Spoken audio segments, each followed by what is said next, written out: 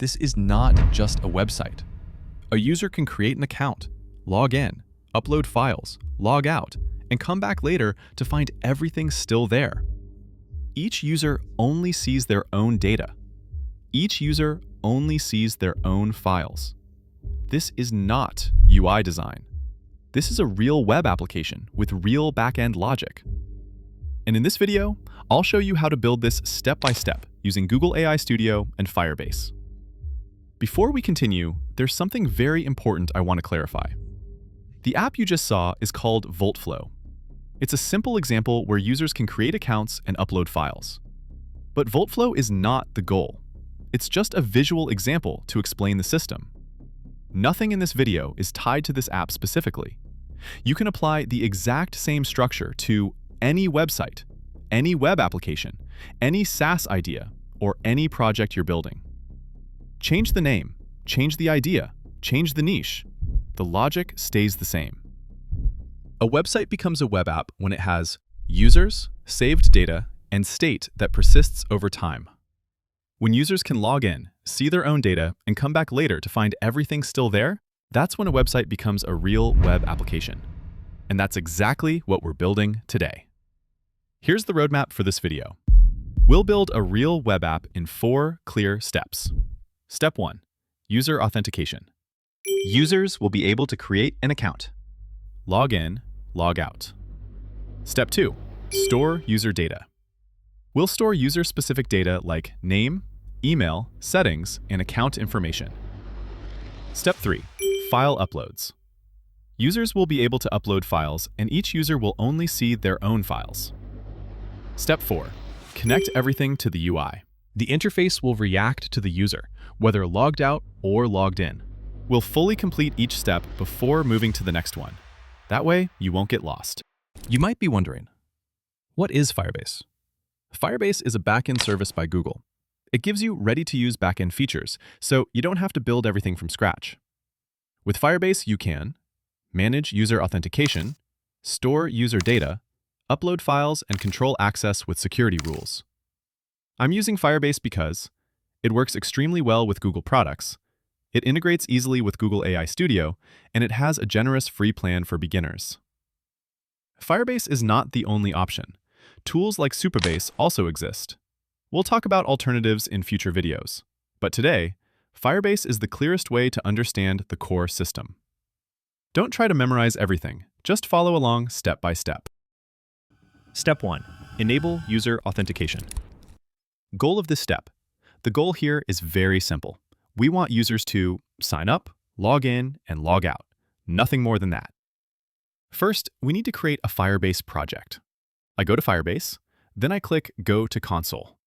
I choose Get Started by setting up a Firebase project. I enter the project name. I accept the Firebase terms. The other option is not needed for this setup, so I leave it disabled.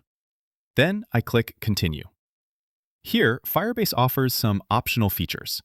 We don't need them for what we're building right now, so I leave them disabled. Then I click Continue. Same thing here.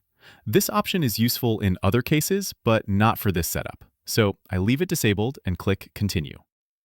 Once the project is ready, I click Continue to open the dashboard. Inside the dashboard, I click Add App. I select Web App. I enter the app name. We're not setting up hosting right now, so I leave this disabled. Then I click Register App. Firebase now gives us the Web SDK configuration. I copy this code. We'll use it in the next step to connect Firebase to our web app. From the left menu, we open Build. Then we go to Authentication. We click Get Started. Firebase provides many sign-in methods. For this web app, we'll start with the essential ones only. First, we enable email and password authentication. This allows users to create an account using their email and password. We enable it and click Save. Next, we add another sign-in method. We click Add New Provider. Then we choose Google. We enable Google Sign-In. Firebase asks for a public-facing project name. This is the name users will see during sign-in and inside authentication emails. So we use the name of our web app. Firebase also asks for a support email. This is the official contact email shown to users. We select it and save. Now users can sign in using Google as well. Next, we open the Templates tab. These are the emails Firebase sends automatically during authentication. This part is very important because this is what users actually receive in their inbox. We start with email address verification. This is the email users receive right after signing up. The most important thing here is the sender name. By default, the sender name is generic. We change it to the name of our web app. This is extremely important. When users receive the email, they immediately know it comes from the application. By default, Firebase sends emails from a Firebase domain. This works fine, especially for learning and early projects. To improve email deliverability and avoid spam, you can later connect a custom domain. We'll cover that in a separate advanced video. For now, we leave the from email address as the default Firebase address. At this stage, the default setup is perfectly fine. Next is reply to. This is the email users reply to if they respond. We can leave it empty for now, or add a support email if we have one.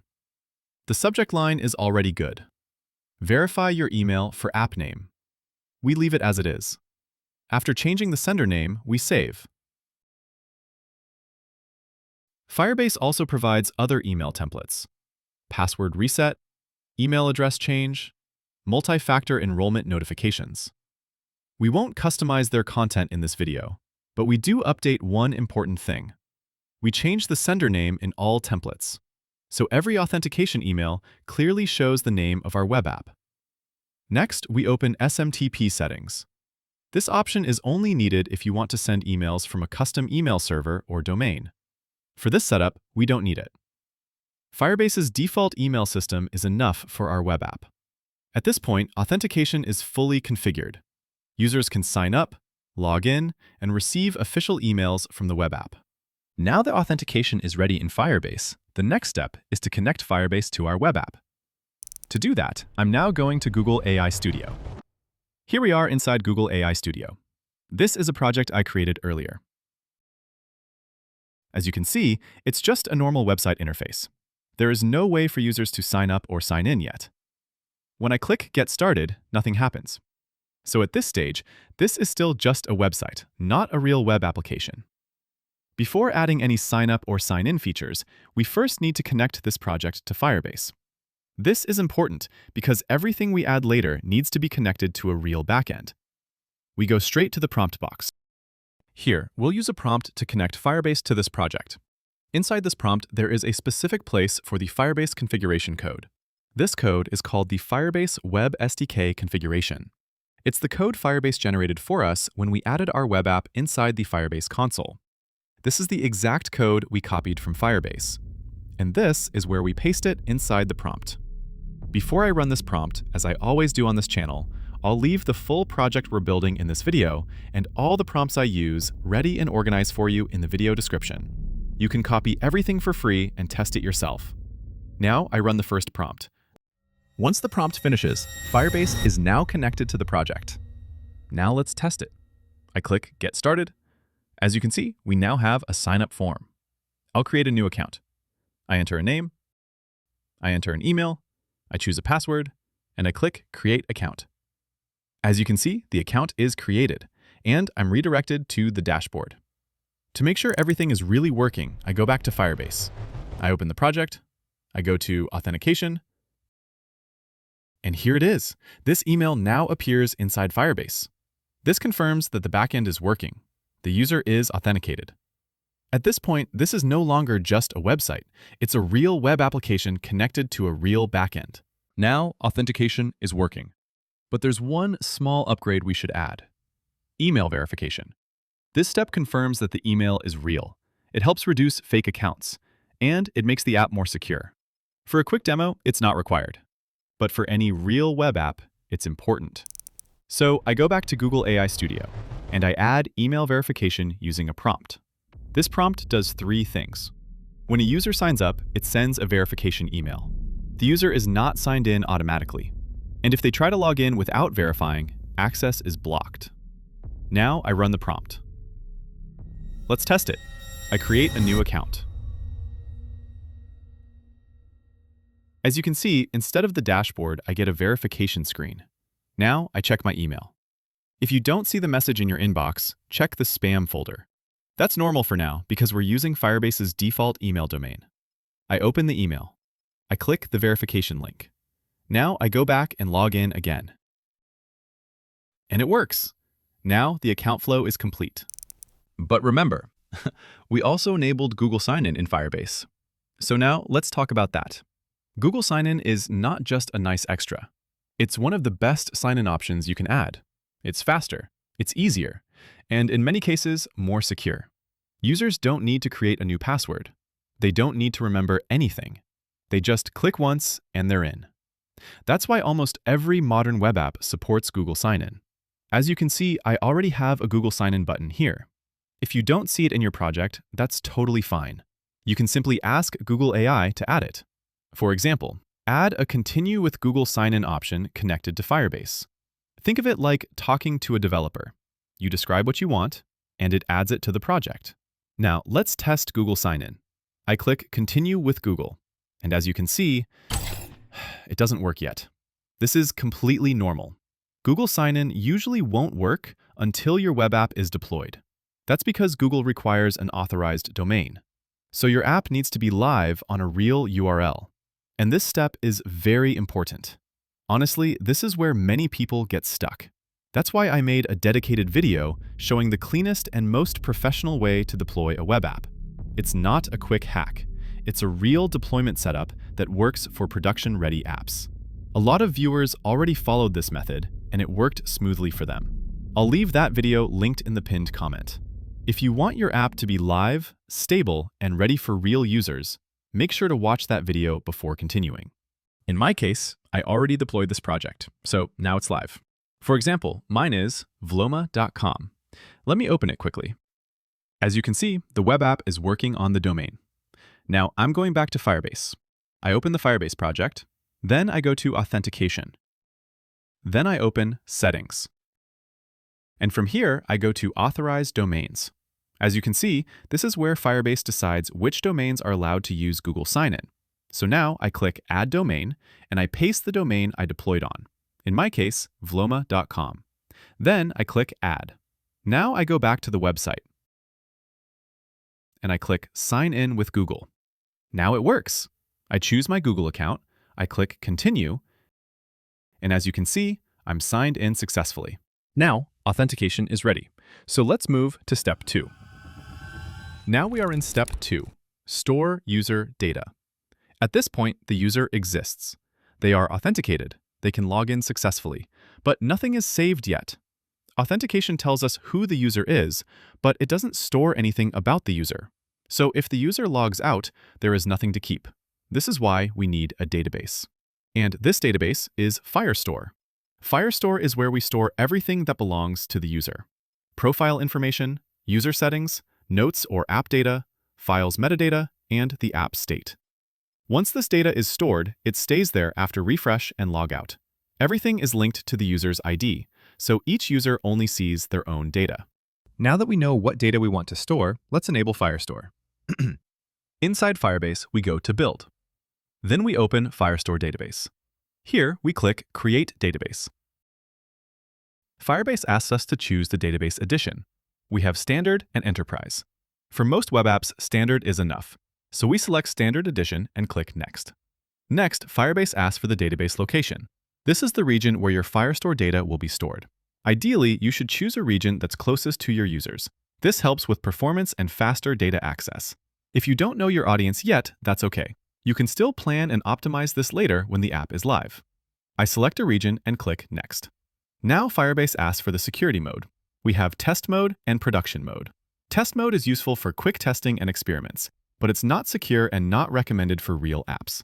Because we want proper security from the beginning, so I select Production Mode and click Create. Firestore is now created. Before storing any data, we need to check the rules. So I open the Rules tab. By default, Firebase adds very basic rules. These rules are either too open or too limited for real apps, so I remove the default rules. Instead, I paste custom rules. These rules are written to match our app structure. They do one simple thing. Each user can only read and write their own data. The rules check: if the user is authenticated and if the user ID matches the document ID. This means no user can access another user's data. If you want to use the same rules, you'll find them ready in the video description. You can copy them, paste them, and later adjust them to fit your own project. After adding the rules, I click Publish. Now the rules are active. At this point, Firestore is fully ready. The database is enabled, the region is set, and the security rules are in place. Now we go back to our project inside Google AI Studio. This is the same web app we already connected to Firebase during the authentication step. At this stage, we don't need to connect anything again. Firestore is already available. Now we need to decide what data should be saved for the user. Think about your app.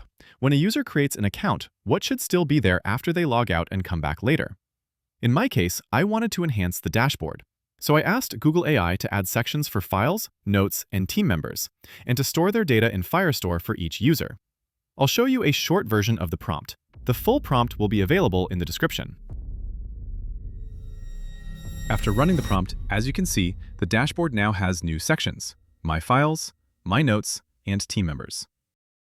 Now let's test it. First, I add a folder. I'll name it Project Files. I save it. Next, I add a note. I'll call it Welcome Note. And inside the note, I'll write something simple, like, This note is saved in Firestore. I save it. Now I add a team member. I'll name them John Doe. And set the role to Editor. I save it. Everything looks normal inside the app. Now let's make sure this data is really saved. I go back to Firebase. I open Firestore database. I open the users collection, then I open the document with this user's ID. And as you can see, the same data is here: the folder Project Files, the note Welcome Note, and the team member John Doe. This confirms that the data is saved correctly. It persists after refresh, after logout, and after logging in again. So we've confirmed that everything works. User data is saved, and it persists after logout and login. Now let's move to the next step. Step 3. File uploads. This is where users can upload files and have them safely stored in the backend. Before we enable storage, let's clarify one thing. Firestore is used to store data: profile information, settings, notes, and file metadata. But uploaded files like images and documents are stored in Firebase storage. Both are connected to the same authenticated user. Data goes to Firestore. Files go to storage. Now let's enable Firebase storage. I'm inside my Firebase project. From the left menu, I go to Build, and then I click on Storage. As you can see, it tells me that I need to upgrade the project. This is expected. Firebase storage requires a billing account, so we need to do this first. When I click Upgrade Project, I'm asked to create or link a cloud billing account. This means adding a payment method. That doesn't mean you'll be charged right away. Firebase only charges you if you go beyond the free limits. If you stay within them, you pay nothing. I link my billing account and continue. Now I'm asked to set a budget. This budget is just a safety limit. If usage ever gets close to this amount, I'll be notified by email. I'll set it to $5. This way, there are no surprises. Then I link the billing account. The project is now on the Blaze plan. That's required for storage. I click Done. Back on the storage page, I click Get Started. Now I'm asked where uploaded files should be stored. Here we have two options: a no-cost location or all locations. The no-cost location is usually the best choice. It keeps everything within Firebase's free tier and avoids extra regional storage costs. It's more than enough for most applications, especially when you're starting or testing. So I'll choose no-cost location and continue. Next, I'm asked about security rules. Test mode is open and not secure. It's only meant for quick experiments. I'll choose production mode. This keeps files private by default and only accessible through rules. We'll adjust those rules later. I click Create. Now that storage is enabled, we need to control who can upload and access files. So I go to the Rules tab and delete the default rules. Now I paste the rules we'll use. You'll find them ready to copy in the description. These rules are for storage only. Firestore has its own rules. Here's the idea. Each user gets their own folder, named with their user ID. A user can read and write files only inside their own folder. they can't access anyone else's files. That's full file isolation. Now I click Publish. Now that storage is ready, let's go back to our web app in Google AI Studio.